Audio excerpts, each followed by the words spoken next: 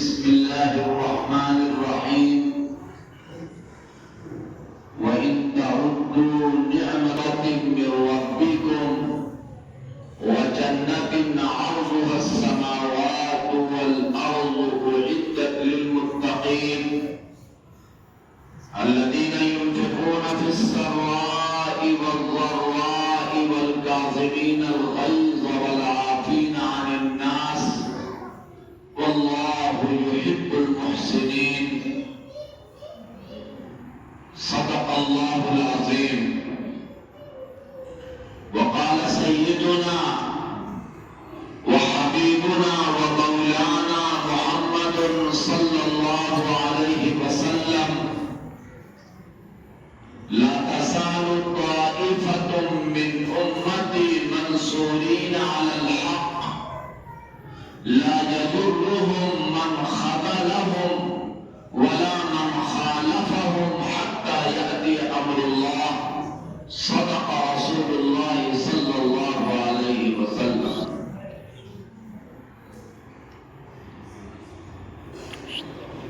آپ فخر رسول سرور انبیاء رہبر کاروان وفا آپ ہیں صلی اللہ علیہ وسلم. آپ فخر رسول سرور انبیاء رہبر کاروان وفا آپ ہیں. زیر دیوار کعبہ جو مانگی گئی وہ حسین و مبارک دعا آپ ہیں. آپ کا سنگتر رشک شمس و قمر، آپ کا سنگتر رشک شمس و قمر، مصدر رحمت کبریا آپ ہیں.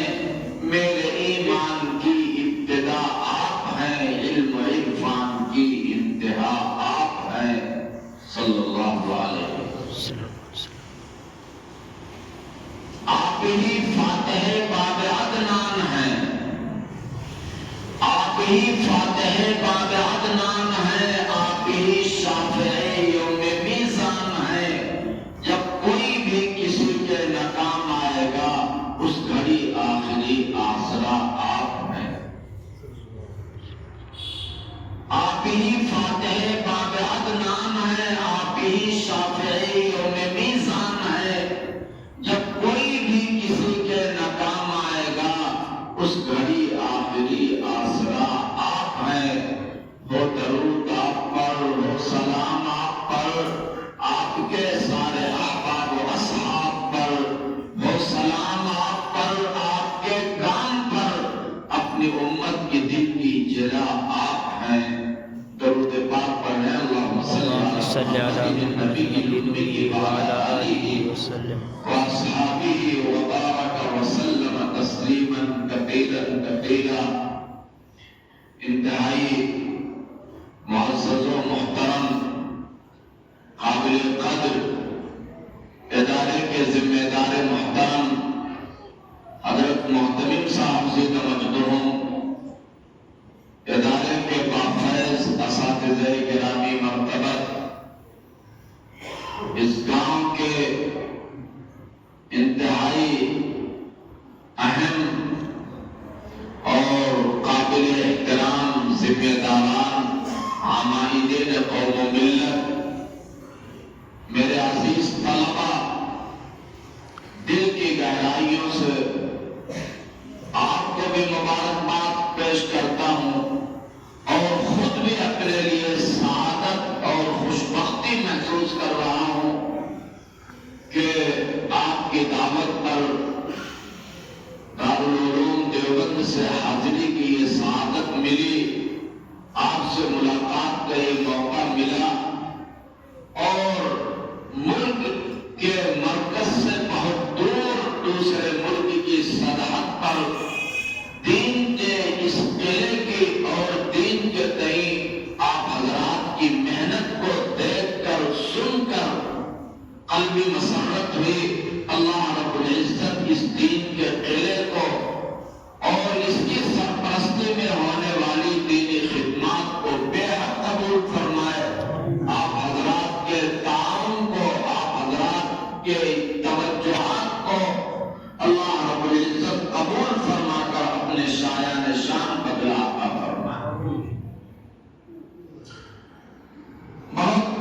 لمبی چوڑی تقریر کا موقع نہیں ہے، لیکن یہاں پہنچ کر فطری طور پر جو مسرت ہوئی، فوراً یہ بات ذہن میں آئی کہ سچ فرمایا اللہ رب العزت نے کہ اگر تم اللہ کی نعمتوں کو شمار کرنا چاہو تو شمار نہیں کر سکتے۔ قدم قدم کے اوپر اللہ رب العزت کی نعمتیں ہیں ہمارے ساتھ، ہم سے ان نعمتوں کی شکر گزاری نہیں ہو پا رہی۔ اللہ رب العزت اپنے انعامات کے شکر کی ہم سب کو توفیق عطا فرمائے، آمین۔ آپ کو معلوم ہے، سنا ہوگا آپ نے کہ ایمان کے بعد سب سے اہم اور سب سے عظیم نعمت جو اللہ رب العزت نے انسانوں کو اور ہمیں اور آپ کو دی ہے، وہ سب سے بڑی نعمت علم کی، اور اسی علم کی بنیاد پر حضرت آدم علیہ السلام کو اللہ رب العزت نے مسجود ملائکہ بنایا اور فرشتوں کو حکم دیا کہ تم آدم کا سجدہ کرو۔ وَعَلَّمَ آدَمَ الْأَسْمَاءَ كُلَّهَا ثُمَّ عَرَضَهُمْ عَلَى الْمَلَائِكَةِ فَقَالَ أَنبِئُونِي بِالْأَسْمَاءِ هَؤُلَاءِ إِن كُنتُمْ صَادِقِينَ۔ علم سے سرفراز کیا اور علم کی دولت سے مالا مال کر کے اللہ رب العزت نے ہمیں اور آپ کو یہ بتلا دیا کہ جس گاؤں میں، جس خطے میں، جس علاقے میں علم کی شمع روشن ہو، یہ بہت بڑی نعمت ہے۔ آپ تھوڑی دیر کے لیے تصور کر لیجئے، تھوڑی دیر کے لیے اگر آپ تصور کر لیں، اگر یہ علم کا قلعہ اور علم کی یہ شمع نہ ہوتی تو ہم جہالت کی تاریکیوں میں ہوتے۔ ہمیں صحیح نماز اور صحیح روزے اور صحیح طریقے سے زکات کی ادائیگی اور شریعت کے احکام پر کس طریقے سے عمل کرنا چاہیے، ہم اس سے گوہر ہوتے، لیکن مدرسے کی برکت سے اور علم کی برکت سے، اور میں تو آگے بڑھ کر کے یہ کہہ رہا ہوں کہ علم کی شمع روشن ہونے کے ساتھ ساتھ اس علم کا سلسلہ جڑا ہوا ہے ام المدارس دارالعلوم دیوبند سے، اور اکابر کی یہاں آمد و رفت ہوتی ہے، اس لیے اس کی لو اور اس کی روشنی دن بدن بڑھتی ہی جا رہی ہے، اور اللہ رب العزت اسے اور ترقی ہے۔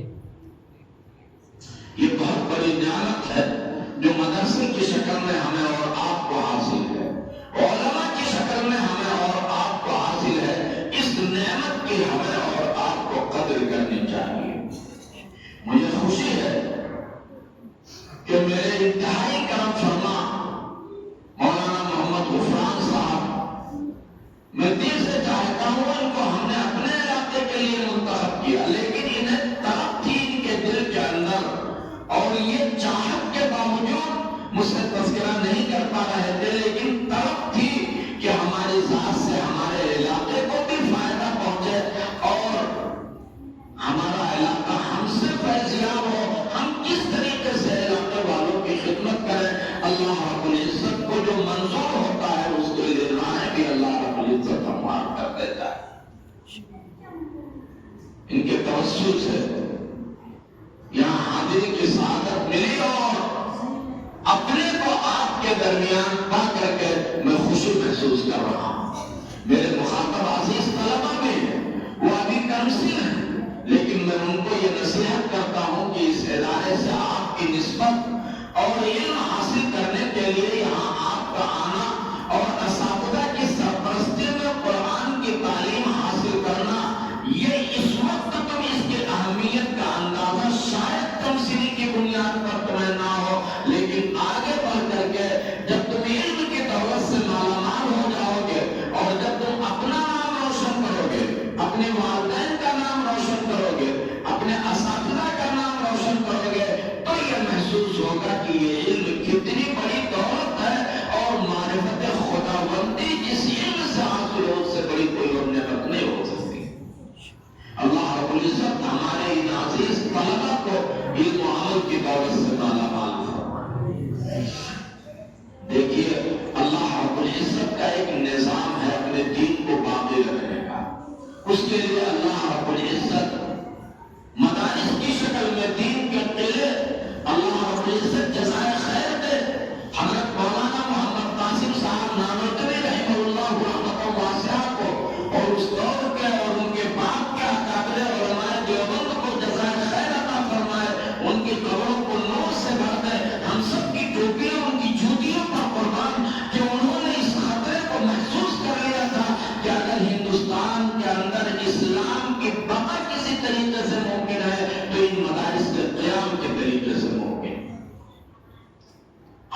اس کی ضرورت کو محسوس کر رہے ہیں جب ہم نرمے میں ہیں، اور جب ہم یہ محسوس کر رہے ہیں کہ ہماری نسلوں کا ایمان خطرے میں ہے، تب جا کر کے اکابر کے اس اقدام کی اہمیت اور ان کے اس کام کی اہمیت ہمارے دلوں میں جا گزر ہو رہی ہے۔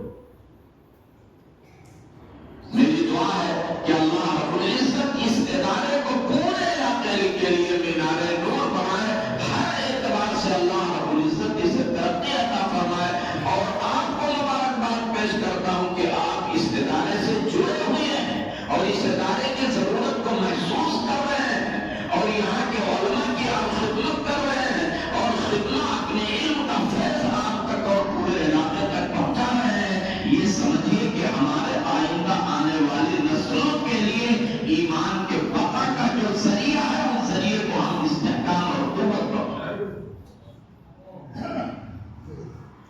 عزیزان محترم، میرے دینی اور ایمانی بھائیوں، اس نعمت پر اللہ کا شکر ادا کیا ہے۔ ہماری کیا خواہش ہے؟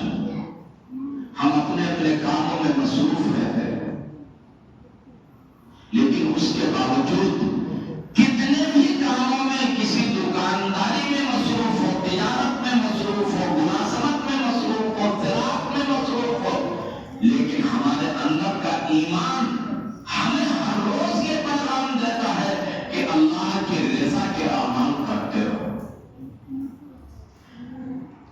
ہماری کامیابی دنیا کی کامیابی سے کہیں بڑھ کر کے آخرت کی کامیابی پر نظر ہونی چاہیے۔ ہر مومن یہ چاہتا ہے کہ ہم اس دنیا کی زندگی اس انداز سے گزاریں کہ ہمیں اللہ رب العزت کی وہ جنت ملے جس جنت کے بارے میں اللہ رب العزت نے فرمایا کہ اس جنت کی چوڑائی کیسی ہے، آسمان اور زمین کی لامحدود وسعتوں کے برابر۔ اس جنت کو پانے کے لیے اور اس جنت کو حاصل کرنے کے لیے ہمارے اعمال دنیا کے اندر ایسے ہونے چاہیے کہ قیامت کے دن اس جنت کے اندر داخل کر کے اللہ رب العزت ہمیں اور آپ کو سرخروئی عطا فرمائے۔ اس کے لیے کچھ کام کرنے ہیں میرے محترم بزرگوں اور دوستوں۔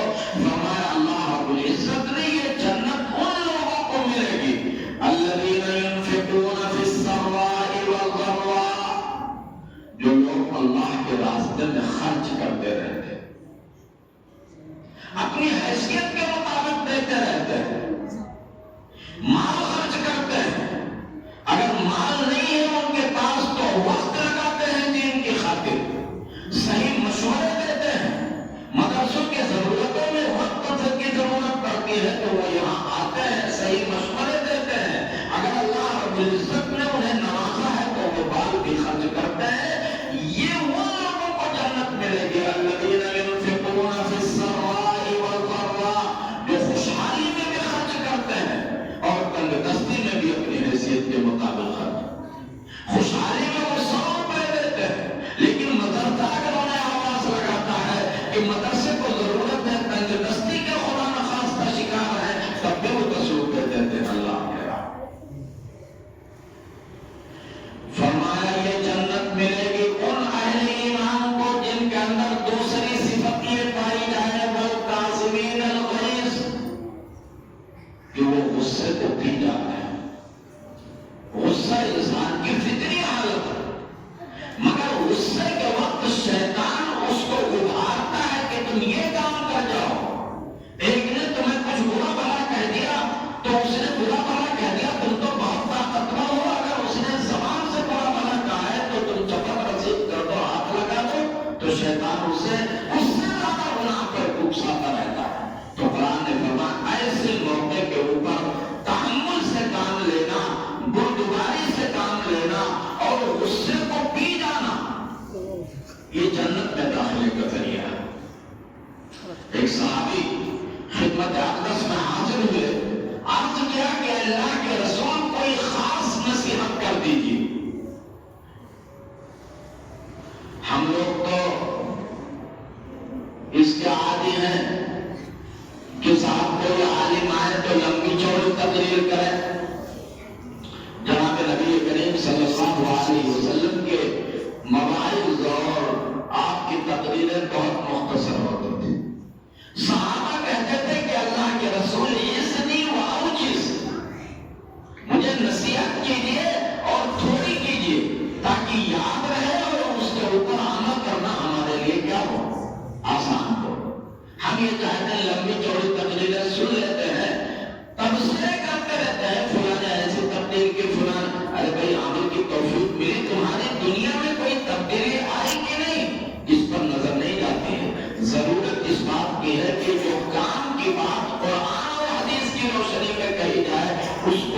اپنی زندگی کے اندر بسائیں لائیں. ایک صحابی آیا عرض کیا کہ اللہ کے رسول کوئی نصیحت فرما دیجیے. تو آپ صلی اللہ علیہ وسلم کا معمول یہ تھا کہ مخاطب کو دیکھ لیتے تھے کہ اس وقت اس کو کس چیز کی ضرورت ہے.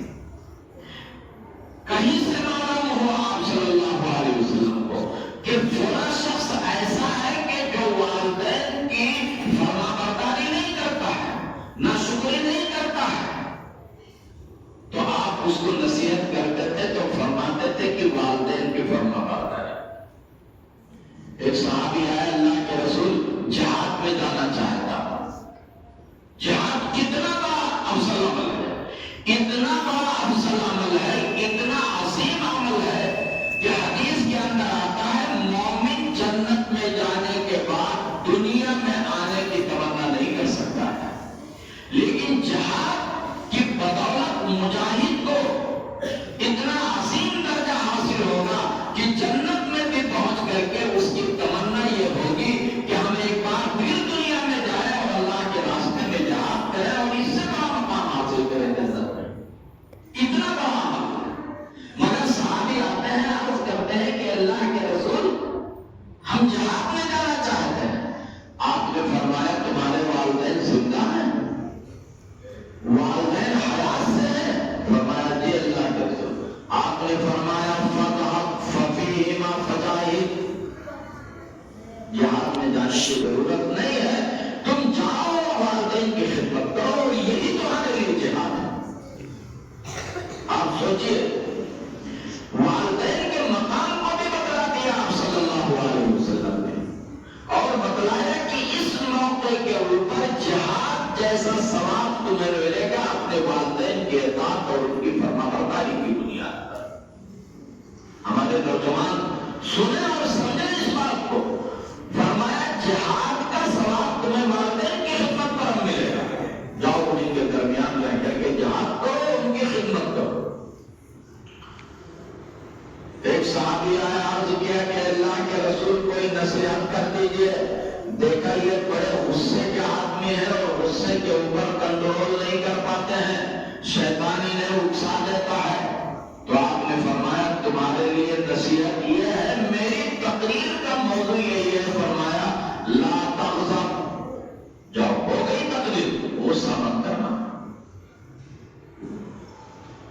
قرآن نے فرمایا جو لوگ غصے کو پی جاتے ہیں والکاظمین الغیظ، اور لوگوں کو معاف کر دیتے ہیں، یہ جنت ان کو ملے گی. ہم تو اپنے طاقت کے نشے میں، اپنے دولت کے نشے میں کبھی کبھی اتنے غرور میں ہو جاتے ہیں کہ کیسے فلاں نے میرے لڑکے کو ایسا کہہ دیا اور کیسے مجھے ایسا کر دیا. ہمارے پاس تو اتنا پیسہ ہے کہ تھانے میں رپورٹ کر دیں گے اور جیل بھیج دیں گے. یہ شیطان اکساتا ہے. حضرت امام ابو حنیفہ علیہ الرحمہ کا واقعہ بڑا مشہور ہے. حضرت بازار میں چل رہے تھے، راستے میں ایک شخص نے امام صاحب رحمۃ اللہ علیہ کو اس سے کچھ کر رہا ہوگا، کوئی رنجش رہی ہوگی. امام صاحب رحمۃ اللہ علیہ کو برسر عام گالیاں دینی شروع کر دی. اچھا ہم اگر ہوتے تو برداشت کر پاتے، ہر ایک کو تو یہاں اپنے طاقت کے اوپر ہی ناز ہے. امام صاحب رحمۃ اللہ راستے پر چلے گئے اور جب گھر آئے تو امام صاحب رحمۃ اللہ علیہ نے ایک بڑا پلیٹ اور تشت لیا اور کچھ میں امام صاحب رحمۃ اللہ علیہ نے کچھ اشرفیاں رکھی جو ان کے پاس اس وقت موجود تھی، ان کو ڈھکا اور وہ تشت لے کر کے اس گالی دینے والے کے گھر گئے. دروازہ کھٹکھٹایا، کھلا کہ کون صاحب ہیں؟ دیکھا امام صاحب. فرمایا یہ میرے پاس کچھ زیادہ نہیں تھا، یہ تھوڑے سے ہدیے ہیں. یہ ہدیہ ہے چند دراہم کی شکل میں، اسے آپ قبول کر لیجئے، اس لیے کہ جو احسان آج آپ نے میرے ساتھ کیا ہے یہ چند اشرفیاں اس کا بدلہ نہیں ہو سکتی. حضرت امام